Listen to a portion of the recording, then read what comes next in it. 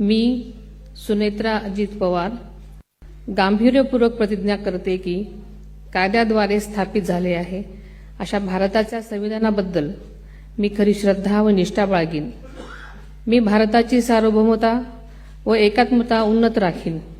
मी महाराष्ट्र राज्याची उपमुख्यमंत्री म्हणून माझी कामे निष्ठापूर्वक व सद्विवेक बुद्धीने पार पाडेन आणि संविधान व कायदा यानुसार सर्व तऱ्हेच्या लोकांना मी गांभीर्यपणे व निपक्षपातीपणे तसेच कोणाच्याही विषयी ममत्वभाव किंवा आकस न बाळगता न्याय वागणूक देईन।